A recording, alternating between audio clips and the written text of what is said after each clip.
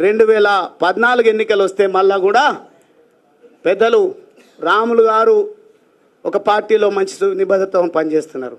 పోటీ వీళ్ళకే పెట్టాలి. గువ్వల బాలరాజ్ టికెట్ ఇవ్వమని పాపం వారిని మోసం చేసి పార్టీలోకి తీసుకొచ్చిండు. ఎంపీ చేసినామని మాట్లాడవచ్చు వారి గురించి కూడా. వారికి క్రెడిబిలిటీ లేకుండా, నాకు క్రెడిబిలిటీ లేకుండా మేము ప్రజా జీవితంలో కొనసాగడం లేదు. మాకు ఎంతో కొంత క్రెడిబిలిటీ ఉంది, హార్డ్ వర్క్ చేసే స్వభావం ఉంది. కాబట్టి మేము గెలిచి 2014-18లో గెలిచినాం. కానీ 2023లో ఓడిపోయిన వెంటనే గువ్వల బాలరాజ్కి అహంకారం ఎక్కువ, గువ్వల బాలరాజ్కు కోపం ఎక్కువ, అందుకే ఓడిపోయింది అన్నారు. అలా సార్ మీరు ఎట్లా ఓడిపోయినరు? 30 మందిని మార్చింటే చాలు, మళ్ళీ అధికారం మాదే వచ్చేది. కానీ వీళ్ళకి అవకాశం ఇచ్చినామన్నారు. అంత త్యాగం ఎందుకు నాయన? మళ్ళీ మీ ఓటమికి కారణాలు ఏంది? అవకాశం ఇచ్చిన భిక్ష అని మాట్లాడుతున్నారు. టీఆర్ఎస్ ఎల్పీలో చర్చించేటప్పుడు ఒక విషయం ప్రస్తావనకు వచ్చింది.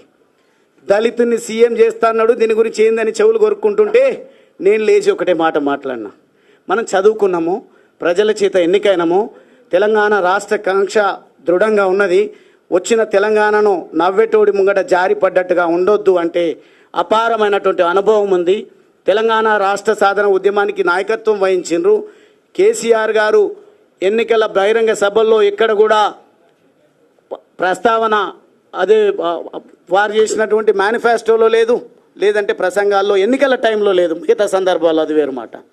అయినప్పటికీ మనమందరం ఏకగ్రీవంగా టీఆర్ఎస్ ఎల్పీలో నిర్ణయం తీసుకొని కేసీఆర్ గారిని ముఖ్యమంత్రి చేద్దామన్నాం. మళ్ళీ మేము అనొచ్చా ముఖ్యమంత్రి గారికి వేసింది భిక్ష మాది అని? ఎమ్మెల్యే పదవి ప్రజలు ఓట్లేస్తే వచ్చింది మాకు. కానీ నిబద్ధత కలిగిన నికార్సైనటువంటి నాయకులం కాబట్టి ముఖ్యమంత్రిగా కేసీఆర్ గారిని నియమించుకున్నాం. పార్టీ మారంగానే దాడి చేస్తున్నారు. ఎంపీగా నిలబడ్డప్పుడేమో ఒక్క ఇన్ఛార్జ్ లేరు. గువ్వల బాలరాజ్ పార్టీ మారుతున్నాడు అని తెలిసిన వెంటనే మొత్తం మోహరించారు వాళ్ళకు ఉన్నటువంటి పనికి రాని బలగాలను. వాళ్ళు వచ్చి మాట్లాడుతున్నారు, ఆపత్కాలంలో ఎంబడి ఉండాలి. ఆయన చాలా గొప్ప పని చేసి వచ్చిండు ఒక ఆయన మాట్లాడుతున్న ఆపత్కాలంలో కేసీఆర్ గారిని కాపాడుకోవాలి. నేను కాపాడదలుచుకున్నది, నేను త్యాగం చేయదలుచుకున్నది నా పేద వర్గాల కోసం. నా పేద వర్గాలను ఎవరైతే కాపాడుతారో వాళ్ళకు జతగట్టి నా జీవిత కాలం పనిచేయాలని నిర్ధారించుకొని వచ్చిన ఒక ఆషామాషి నిర్ణయం కాదు బీజేపీలోకి రావడానికి. అది నా సొంత నిర్ణయం కాదు. ప్రజల ఆలోచనలు చాలా దృఢంగా ఉన్నాయి. ప్రజలందరూ కూడా మోడీ గారి నాయకత్వాన్ని విశ్వసిస్తూ ఉన్నారు. మోడీ గారు యుద్ధం చేసి యుద్ధం ఎందుకు ఎట్లా ముగించిందో తెలియకుండా యుద్ధాన్ని మధ్యలోనే వదిలేసింది అంటున్నారు. మీకు ఎకానమీ గురించి తెలియదు, దేశ రక్షణ విషయంలో బాధ్యత కలిగిన ప్రభుత్వం ఏ రకంగా వ్యవహరించాలో తెలియదు, ఆ ఆపరేషన్ ఎట్లా ముగించినరో తెలియదు, ఎంత గొప్ప హెచ్చరిక ప్రపంచానికి మోడీ గారు చేసిందో తెలియదు. కానీ ఆపరేషన్ సింధూర్ విఫలమైందని విఫల మాటలు, విఫల ప్రయత్నాలు, మాకేమైనా ప్రజలు ఓట్లేస్తారనే పద్ధతిలోన డైరెక్ట్గా మోడీ గారిని ఎక్కువబెట్టి మాట్లాడుతున్నారు. మీ స్థాయి అది కాదు. వాస్తవంగా ఈరోజు నేను కొన్ని విమర్శలు నా పైన చేస్తే నేను కూడా చేయడం జరిగింది.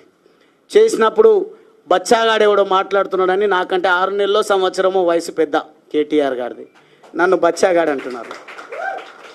మీరు మొదటిసారి గెలుపొందింది మీ మొత్తం శక్తిని ఖర్చు పెట్టి గెలిస్తే 300-200 ఓట్లతోనో శాసనసభ్యుడిగా ఎన్నికైనరు.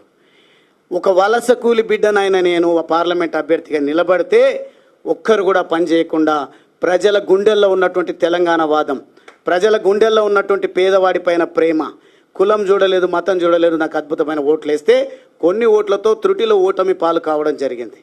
ఆ ఓటమితో కుంగిపోలే. కానీ ఈరోజు మీరేం చేస్తున్నారు? ఒక్కసారి ఓడిపోగానే అసహనంతోన ఎవరిని పడితే వాళ్ళని ఇష్టం వచ్చినట్టు మీరు మాట్లాడాల్సింది, మీరు ధర్నాలు చేయాల్సింది, మీ మీటింగ్లు పెట్టాల్సింది. మిమ్మల్ని అనొద్దు ఆ మాట. మళ్ళీ నేను కూడా అదే కేటగిరీకి చెందినటువంటి వాడిని అయితే మిమ్మల్ని పక్కన పెట్టి కారణాలు ఏవైనా ఉండొచ్చు. 10 మంది ఒక విలువలు లేని పార్టీలకు వెళ్తే వాళ్ళ ఇంటి ముంగట ధర్నా చేయలేదు, వారి గురించి ప్రశ్నించలేదు. నాకు ఏ పదవి లేదు. ఇప్పుడు జిల్లా అధ్యక్ష పదవి ఉంది, అది వేరు మాట. నేను ఎన్నికైన ప్రజాప్రతినిధి కాను ఇప్పుడు. కానీ నేను నా నిర్ణయం మేరకు నేను